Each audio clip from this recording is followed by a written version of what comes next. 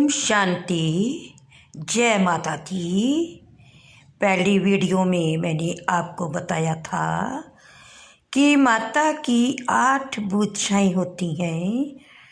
उसका क्या मतलब है? उसके अंदर 8 शक्तियाँ होती हैं, इसलिए 8 भुजाएं दिखाई गई हैं। तो कल पहले सहन शक्ति का हमने अभ्यास किया, उपवास रखा, क्रोध मुक्त बने। आज हम माता के आगे ज्योत जगाकर, ज्योत के सामने बैठकर दूसरा उपवास भी रखेंगे। वो दूसरा उपवास क्या है? वो है समाने की शक्ति। मेरी बहनों, अगर हमारे अंदर समाने की शक्ति आ जाएगी, ईर्ष्या, द्वेष, छल, कपट सब खत्म हो जाएगा और माँ दुर्गा हमारी खुश हो जाएगी। क्यों? माँ कहेगी मेरी बच्ची मेरे समान बन रही है। तो माँ दुर्गा को खुश करना है तो सहन शक्ति और समाने की शक्ति को भी धारण करना है। उपवास भी रखना है। उपवास के साथ साथ हमने ये संकल्प करना है कि माँ आज से मैं किसी को भी बात दूसरे की नहीं सुनाऊंगी। अगर मेरे साथ कोई बात कर लेता है, मैं समुंदर की तरह अपने अंदर समा जाऊंगी, ना कि मैं दूसरे को बताऊंगी।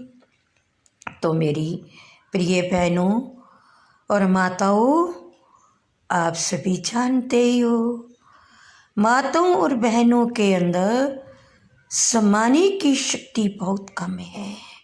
क्यों? क्योंकि सहन शक्ति नहीं है।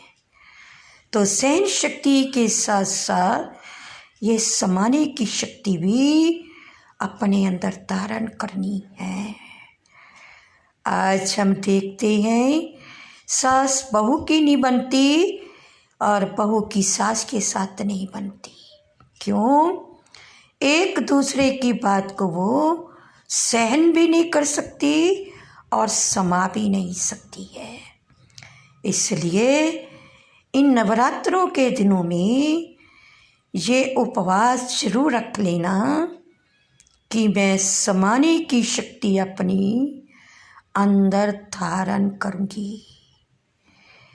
मैं अपनी घर की बात बाहर नहीं फैलाऊंगी। जो भी मेरे साथ बात करेगा उसको माँ की तरह, वैष्णो माता की तरह अंदर समा जाऊंगी। फिर देखना, आप तो उपवास करते करते ये भी उपवास रखोगे तो देखना, अनुभव करना, फिर लिखना, ठीक हमने ये शक्तियाँ धारण की, बहुत आनंदमय हमारा जीवन हो गया है। तो मेरी बहनों और मेरे भाइयों, सहन शक्ति के साथ समाने की शक्ति जरूर धारण कर लेना। कईयों की आदत होती है, वो दूसरे को कह देता है भाई मैं आपके साथ मन का बोझ हल्का करने आई हूँ, आप किसी को बताना नहीं। वो कहता है अच्छा मैं नहीं बताऊंगी। लेकिन बात क्या होती है, बात करने के बाद वो बात सारे मोहल्ले में फैल जाती है।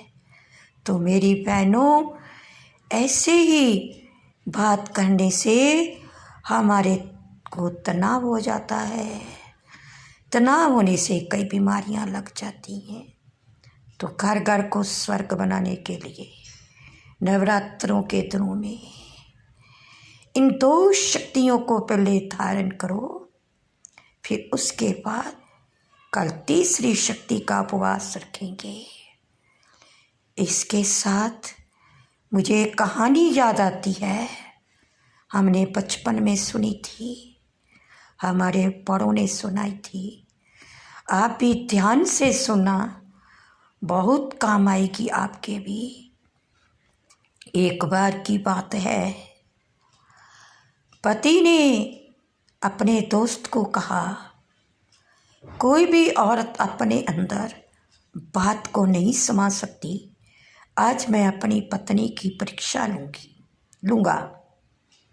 तो उसने क्या किया, बहुत जे हंसी की बात है कि उसने बाहर जाकर एक वाइट कपड़ा लिया, उसमें गोल गोल चीज़ लपेट के लहू की तरह जो कि कपड़े में बिखरा हुआ था वो ले आया और अपनी पत्नी को कहा, देख भाग्यवान, आज मेरे से गलती हो गई है, मैंने किसी का कत्ल कर दिया है, मैं सिर काट के ले आया हूँ, तो इसको हम ज़मीन में कच्ची मिट्टी के नीचे दबा देते हैं, प्लीज़ आप किसी को बताना नहीं तो मैं जेल में चले जाऊँगा।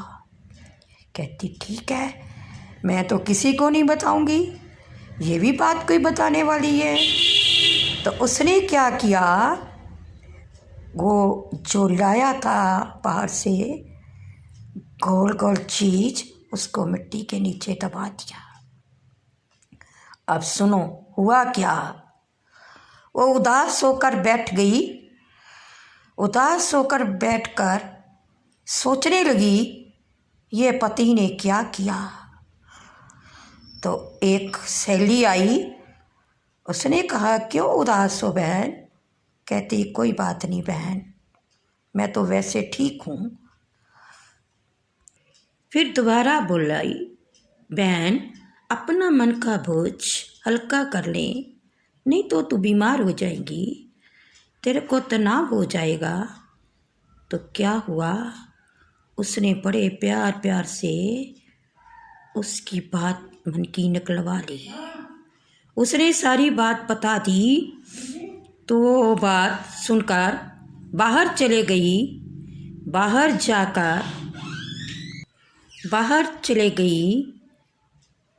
जाकर उसने बात को फैला दिया और सारे मोहल्ले में बात फैल गई। जब सारे मोहल्ले में बात फैल गई, पुलिस तक आवाज़ पहुंच गई। पुलिस घर में आई, बुलाए, आपका पति कहाँ है। पत्नी देख के हैरान हो गई, ये क्या हुआ, पुलिस तक आवाज़ कैसे पहुंच गई। कहती मेरे पति ने कुछ नहीं किया है। तो पुलिस ने कहा, नहीं आपका पति है कहाँ, तो मुझे बता, नहीं तो जेल में तुझे ले जाऊंगा। तो उसने उसी से पति बाहर से आ गया, उसने कहा क्या हुआ भाई। उसने सारी बात बताई। उसने कहा नहीं मैंने कत्ल नहीं किया है, आओ मैं तुझे बताता हूँ। वो कच्ची मिट्टी के पास ले गया, उसको खोद कर दिखाया, क्या निकला, तरबूज। तो उसने कहा पुलिस वाले को, मैंने तो अपने पत्नी की परीक्षा ली थी कि इसके अंदर समाने की शक्ति है या नहीं, तो आप तक आवाज़ कैसे पहुंच गई। पुलिस वाला सुनकर बहुत हैरान हो गया। उसने सोच लिया, सुनी सुनाई बात पर कभी नहीं आओ, जब तक हम किसी से बात करके पता नहीं कर लेते तो मेरी बहनों और भाइयों वो शर्मिंदा होके वापस चला गया। तो ये है हमारी बात। तो माँ दुर्गा हमारे से कैसे खुश होगी जब हम माँ के समान हमारे अंदर गुण नहीं है।